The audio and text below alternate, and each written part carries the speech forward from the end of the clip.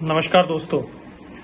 मेरा नाम सचिन है और मुझे काफ़ी वर्षों तक एक सैन्य अधिकारी के तौर पे सेवा करने का अवसर प्रदान हुआ है, चाहे वो भारत की सीमाएं हों या फिर अंदरूनी देश की सुरक्षा आतंकवादियों के खिलाफ हो। Good evening, friends. My name is Sachin, and I got this honor to serve the country as an armed forces officer for many years to protect our motherland, whether it is on the borders or it was internally safeguarding the country from the terrorists. लेकिन आज मैं कुछ और बात करना चाहता हूँ।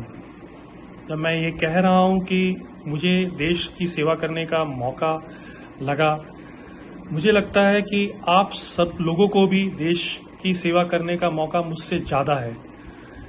अब आप सोचेंगे कि यह कैसे हो सकता है? बिल्कुल हो सकता है। मैंने तो कुछ वर्ष देश को अपनी सेवाएं दी हैं, लेकिन आप लगातार सेवा दे सकते हो और अभी आपके पास मौका है। वो मौका है चुनाव में अपना वोट देने का। आप सभी को पता है कि अभी इलेक्शन चल रहे हैं और उसका जो पहला फेज है वो पूरा हो चुका है। लेकिन थोड़ा मुझे दुख की बात है कि अगर हम 2019 की तुलना करें तो 2024 में जो वोटर टर्नआउट रहा है, जो वोट परसेंटेज रहा है, वो करीब 6 से 7% तक कम रहा है। ये एक सही ट्रेंड नहीं है। मेरी ये वीडियो बनाने का मकसद यही है कि मैं आप सभी से रिक्वेस्ट करूं कि आने वाले जितने भी चरण हैं, जितने भी फेजेस हैं, सेकंड से लेकर के जो कि 26 अप्रैल को है, उससे लेकर के आगे आने वाले सभी चरणों में आप सभी अपने मत का अधिकार जरूर दें। आखिर ये राष्ट्र की बात है, बिल्कुल, और आपके देश की बात है, आपके सोसाइटी की बात है, आपके प्रदेश की बात है और ये आपकी अपनी बात भी है। हम सबको वोट देना है और हम सबको हमारे यशस्वी प्रधानमंत्री श्री मोदी जी को जिताना है। देखिए, इस वक्त उनके खिलाफ सारा विपक्ष एकत्रित हो चुका है। आप सभी को पता है, जिसे बोलते हैं ना कि सारे जब अली बाबा के खिलाफ सारे चोर इकट्ठे हो जाते हैं, वैसे इस वक्त माहौल हो चुका है। मोदी जी ने जो हमारे देश के लिए किया है वो शायद ही किसी प्रधानमंत्री ने आज तक किया हो। वैसे हम लोग कहते रहते हैं, मैं बहुत सारे वीडियोस देखता हूं, बहुत लोगों को देखता हूं कि जो बोलते हैं कि मोदी जी को क्यों वोट देंगे। कोई कहता है कि मोदी जी को इसलिए वोट देंगे कि क्योंकि उन्होंने राम मंदिर बनवाया, या कुछ लोग होते हैं जो आर्टिकल 370 का नाम लेते हैं कि इस आर्टिकल 370 को हटाया या एब्रोगेट किया। लेकिन शायद जब हम ये सब बताते हैं तो हम बहुत सारी ऐसी चीजें भूल जाते हैं। ऐसी 100 से भी ऊपर या 200 से भी ऊपर बातें हैं जो उन्होंने करी हैं, जो शायद आज से पहले कभी नहीं हुई। शायद वीडियो बहुत लंबा हो जाएगा, मैं सब कुछ तो नहीं गिना सकता, लेकिन मैं सबसे पहली बात ये कहना चाहूंगा कि सबसे ज्यादा जरूरी या इम्पोर्टेंट होता है राष्ट्र सुरक्षा। राष्ट्र सुरक्षा का आप एग्जाम्पल या उदाहरण देख सकते हैं कि यूक्रेन जो है वो एक डेवलप्ड कंट्री बोलूंगा मैं तो, एक डेवलप्ड कंट्री था, लेकिन अभी देखिए क्या हाल है उसका। अभी उसको 2 साल से रशिया का उसके ऊपर अटैक है और वो लड़ रहा है।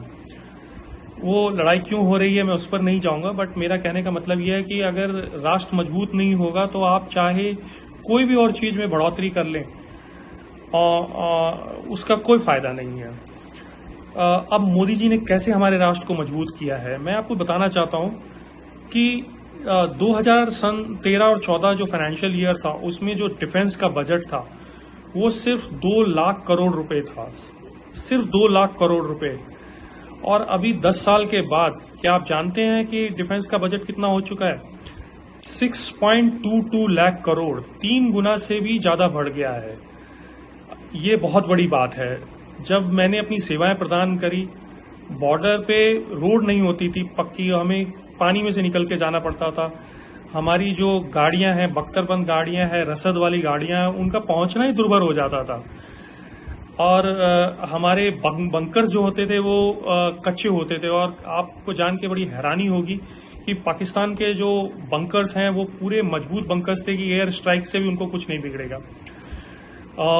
और जैसे हमारे भारतीय वायुसेना में हमारी जो सैंक्शन स्ट्रेंथ है जो कि 1970s में बनी थी, और जब 1970s में बनी थी तो उसका थ्रेट परसेप्शन जो था सिर्फ पाकिस्तान के साथ लड़ाई या चाइना के साथ लड़ाई, किसी एक के साथ लड़ाई पे था। तब हमारी जो सैंक्शन स्ट्रेंथ थी स्क्वाड्रंस की वो 42 थी, 42, और एक स्क्वाड्रन में 45 फाइटर जेट्स होते हैं।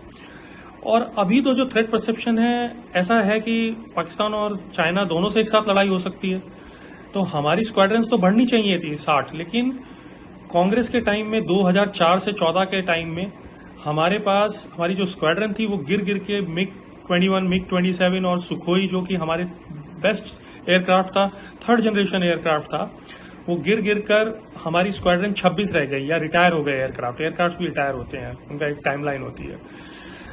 अभी मोदी जी आए और उन्होंने राफेल खरीदा जो कि 4.5 जनरेशन था, जो पाकिस्तान के 4 जनरेशन फैल्कन 16 एयरक्राफ्ट से भी बहुत ज़्यादा अच्छा है, लेटेस्ट है। और राफेल की हमारी स्क्वाड्रन बनी और भी दूसरे हमारे फाइटर जेट्स की स्क्वाड्रन बनी। अभी हमारे पास 32 स्क्वाड्रन है। अब एयरक्राफ्ट खरीदना तो ऐसा है नहीं कि कोई पान की दुकान से पान खरीद लिया या कोल्ड ड्रिंक खरीद लिया। टेक्नो कमर्शियल कंपैरिजंस होते हैं और फ्लाइट्स होती हैं, सॉर्टीज होती हैं, टेस्ट फ्लाइट्स होती हैं, अप्रूवल्स होते हैं, और सबसे बड़ी बात बहुत पैसा लगता है। कुछ 36 एयरक्राफ्ट के लिए 1 लाख करोड़ रुपए लगते हैं। ये पैसा कहाँ से आएगा? तो हमारे देश की सुरक्षा के साथ खिलवाड़ किया गया। इसलिए मोदी जी बहुत जरूरी हैं, क्योंकि उन्होंने आकर हमारे देश के डिफेंस को मजबूत किया। बॉर्डर रोड ऑर्गेनाइजेशन जो बॉर्डर पे रोड्स बनाती हैं, जिन्होंने डोकलाम जैसी जगह पर पहली बार रोड बनाई, जिसकी वजह से चाइना नाराज हो गया और हमारी लड़ाई हुई। पहले कभी किसी ने रोड बनाने की कोशिश ही नहीं करी। तो उसका बजट भी करीब 3,700 करोड़ था 2013-14 में, और अभी जो बढ़ के 14,500 करोड़ हो गया है, मतलब 4-4.5 गुना से भी ज्यादा बढ़ चुका है बजट। ऐसे ही हम देखेंगे बहुत सारी चीजों में, नेवी में भी, सब जगह हमारे जो है डिफेंस पे बहुत काम हुआ है। उसके अलावा डिफेंस के अलावा आप देखेंगे चाहे और भी दूसरे फील्ड हो, हमारे किसानों को भी जो पिछले 5.5 साल से 6,000 रुपए सालाना जो किसान सम्मान निधि में मिलते हैं और 11.5 करोड़ किसानों को मिलते हैं, वो 11.5 करोड़ किसानों को अगर आप 6,000 रुपए जोड़ेंगे तो आपको ऐसे छोटी अमाउंट लगेगी, लेकिन अगर आप उसको 11.5 करोड़ को 6,000 से गुणा करें तो करीब 67,000 करोड़ होता है, जो कि 5-5.5 साल में 4,000 करोड़ रुपए किसानों को मोदी गवर्नमेंट द्वारा दिए गए हैं। मेरा तो ये कहना है कि 4 लाख करोड़ रुपए तो पिछले 70 साल में कांग्रेस ने नहीं दिए, तो वो तो किसानों की कैसे बात कर सकते हैं। इसके अलावा अगर आप बात करें महंगाई की, सब लोग कहते हैं कि महंगाई बढ़ गई, ये भी झूठ है। अगर आप 2004 से 2014 के बीच में अगर आप CPI इंडेक्स दो और महंगाई का अगर आंकड़ा देखें, आप इन्फ्लेशन रेट देखें, तो एवरेज इन्फ्लेशन अगर आप 10 से डिवाइड करें 10 साल का और एवरेज निकालें तो कांग्रेस के टाइम में 8.1 या 8.2 था, और जो कि बीजेपी के टाइम में 5 या 5.1 है, तो करीब 3 परसेंटेज पॉइंट कम रहा है। वैसे भी आप देख लें, सब पेट्रोल की बात करते हैं, अगर 2004 में अगर दिल्ली में पेट्रोल का रेट जो था वो करीब 38-39 रुपए था, कहीं थोड़ा बहुत शायद 39.5 रुपए था, जो कि बढ़ के 2013 में 70 रुपए भी क्रॉस कर गया था। यानी करीब 95% की बढ़त हुआ उनके टाइम में, 95% का बढ़त। और अभी तो 94 रुपए है, करीब 20-22% का बढ़त हुआ है। तो महंगाई भी जो है वो कांग्रेस के टाइम में ही ज्यादा बढ़ी, और उन्होंने खर्चा भी कम किया। जैसे अगर आप बात करें, हमारा इंफ्रास्ट्रक्चर पे कैपिटल एक्सपेंडिचर है, वो इस बजट में 1,15,000 करोड़ रुपए खर्च हुए हैं। हाईवेज देखिए, 2014 तक शुरू से आज तक सिर्फ हाईवेज की जो किलोमीटर्स की संख्या थी वो 95,000 थी, 95,000 किलोमीटर्स थे, और अभी जो बढ़ के 1,50,000 किलोमीटर को क्रॉस कर चुके हैं। मतलब हाईवेज 3 से 4 गुना स्पीड से बनाए गए हैं।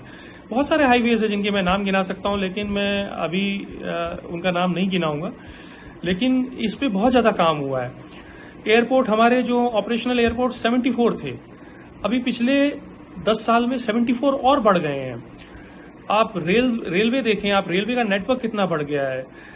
और जो कहते हैं कि महंगाई, वो बेरोजगारी है, मुझे ये बताइए, जब इतना इंफ्रास्ट्रक्चर डेवलपमेंट हो रहा है, रेलवेज, एयरपोर्ट, रोड्स, हॉस्पिटल्स जब बन रहा है, तो जब इनको सब बनाते हैं और बनाते वक्त और बनाने के बाद भी जब ऑपरेशनल होते हैं, उनको चलाने के लिए क्या रोजगार की जरूरत नहीं पड़ती है? तो ये तो एक प्रोपेगेंडा है, एक रिटोरिक्स है जिसको बोला जाता है कि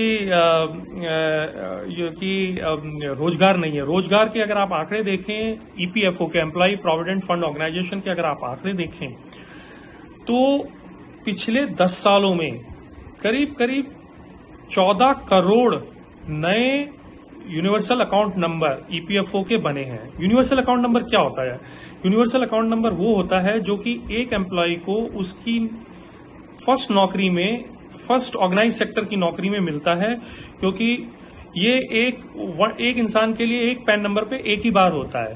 तो इससे साबित होता है कि 14 करोड़ नए लोगों को नौकरियां मिली हैं, ये ईपीएफओ का डेटा कहता है। तो ये तो मैं ऑर्गेनाइज सेक्टर की बात कर रहा हूं, और अनऑर्गेनाइज सेक्टर की बात मैं कर ही नहीं रहा। उसको अगर आप जोड़ दें और जो मुद्रा लोन मिलते हैं उन सबको अगर आप जोड़ दें, तो एक्चुअली जो मोदी जी ने वादा किया था 2 करोड़ के रोजगार देने का हर साल, उससे कहीं ज्यादा 3-3.5 करोड़ का पर ईयर रोजगार के उत्पन्न हुआ है। ये मैं नहीं कह रहा, ये तो लॉजिक और आंकड़े कह रहे हैं।